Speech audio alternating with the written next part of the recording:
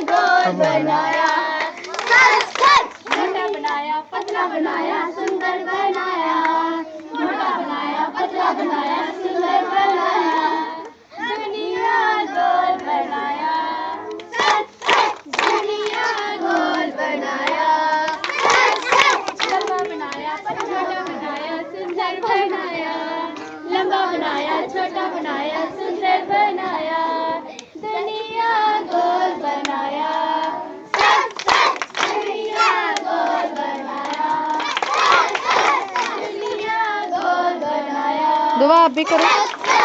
दुनिया गोल बनाया, काला बनाया, गोरा बनाया, सुंदर बनाया, काला बनाया, गोरा बनाया, सुंदर बनाया, दुनिया गोल बनाया, दुनिया गोल बनाया, दुनिया गोल बनाया, दुनिया गोल बनाया, दुनिया बनाई, सुंदर बनाई, हाथी बनाई, चिड़िया बनाई, सुंदर बनाई, दुनिया गोल बनाया, दुनिया गोल बनाया, बनाई दुनिया गोल बनाई बनाया, बनाई है।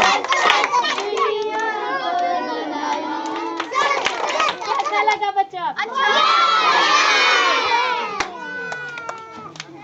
चलो अब ऐसे हाथ ऊपर करो सारे, नीचे बैठ के अब बोल, जोर से बोलना हालेलुया। अब सबके हाथ इसी तरह रहने चाहिए, किसी का हाथ नीचे नहीं आना चाहिए। आप भी क्लोज करो अपने हाथ इस तरह। कितने स्टोरीज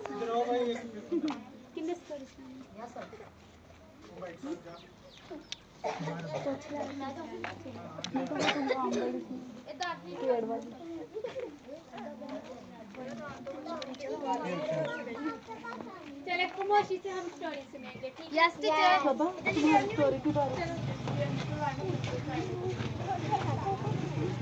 वो कह रही गेम पहले करवा ले बाद में।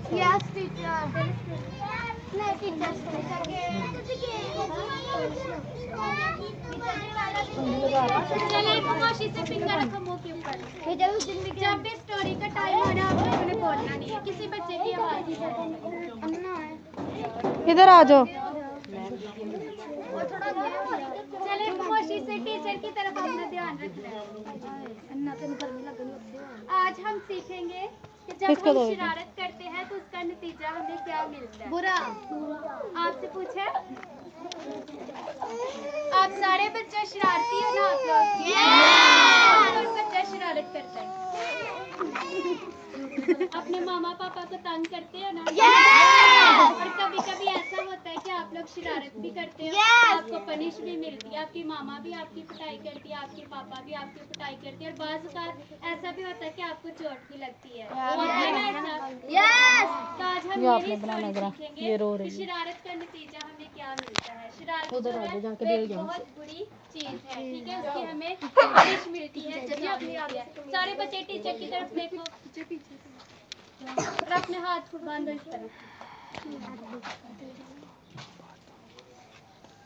एक दफा का जिक्र है कि एक लड़का जो था एक जंगल के करीब किसी गांव में रहता था। उस लड़के का नाम था रिजवान, ठीक है? और रिजवान क्या काम करता था कि वो रोजाना ही अपनी भेड़ बकरियों को चराने के लिए जंगल में जाया करता था, और जंगल उसके घर से तकरीबन थोड़ा ही दूर था, जिस तरह ये घर है, और 2-3 गलियां छोड़कर आगे जंगल था, और ये रोजाना ही अपनी भेड़ बकरियों को लेकर उस जंगल के पास जाया करता था।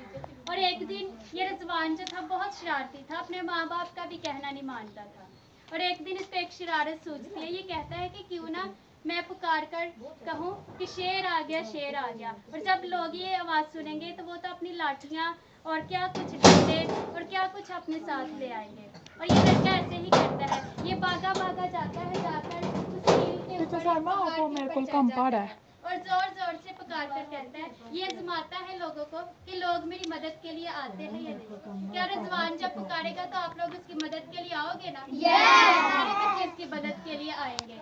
अब आप लोगों को तो नहीं ना पता कि रिजवान झूठ बोल रहा है या सच बोल रहा है। तो रिजवान क्या करता है, झूठ बोलता है और जल्दी से भागकर एक पहाड़ के ऊपर चढ़ जाता है और जोर जोर से कहता है, शेर आ गया, शेर आ गया। फिर जोर से कहता है, शेर आ गया, शेर आ गया, दुनिया वालों मुझे बचाओ, मुझे बचाओ। और सारे लोग जब ये आवाज सुनते हैं, आंटी दरवाजा लॉक हो आज। आते हैं अपनी लाठियां और कुल्हाड़ी और जो कुछ भी उनके पास होता है फौरन से ले आते हैं। और जब देखते हैं वो लड़का तो पहाड़ पर खड़ा है, उसको कुछ नहीं हुआ। तो सब लोग जितने भी आते हैं नहीं, मैंने उसको जाना क्या नहीं। करते हैं कि कुछ भी नहीं उसको बोलते। वो कहते हैं कि इसने तो झूठ बोला है। वो इसी तरह उसको बुरबुराते हैं, गुस्सा करते हैं सारे लोग उस पर, किस लड़के ने झूठ बोला है, रिजवान ने हमसे झूठ बोला है।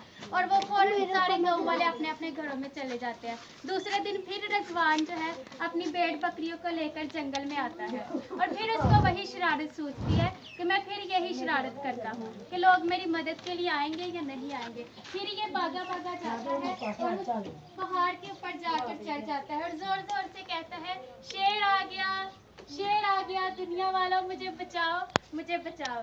फिर लोग जब इसकी आवाज सुनते हैं तो भागे भागे आते हैं और आकर अपनी लाठियां और कुल्हाड़ी वगैरह लाते हैं। लेकिन आगे आके वो देखते हैं कि रिजवान तो बिल्कुल सीधा खड़ा है। फिर वो कहते हैं कि रिजवान ने झूठ बोला है, अब जब भी रिजवान आवाज देगा तो हम इसकी मदद के लिए नहीं आएंगे क्योंकि ये हर बार झूठ बोलता है। और तीसरी दफा फिर जब अगले दिन रिजवान अपनी भेड़ बकरियों को लेकर जंगल में आता है चराने के लिए, फिर इसको शरारत आती है। ये भी कहते हैं कि क्यों ना मैं दूसरे 2 दिनों की तरह आज भी ऐसा ही करूं। फिर ये जोर जोर से सर मेरे तो डीसी लग गया, मैं नहीं जाना जी, तो नहीं जाना। शेर आ गया, मुझे बचाओ, मुझे बचाओ।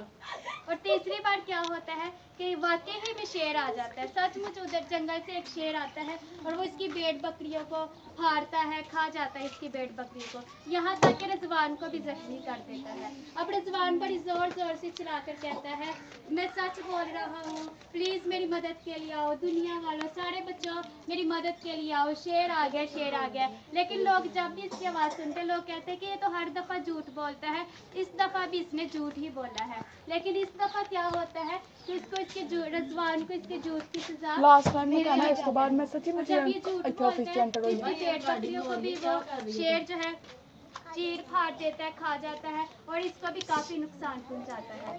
और फिर जब ये घर वापस आता है इसके घर वाले देखते हैं और फिर इसको कहते हैं कि वाकई में रिजवान तुमने झूठ बोला है। और रिजवान को बहुत ही पछतावा होता है कि मैंने झूठ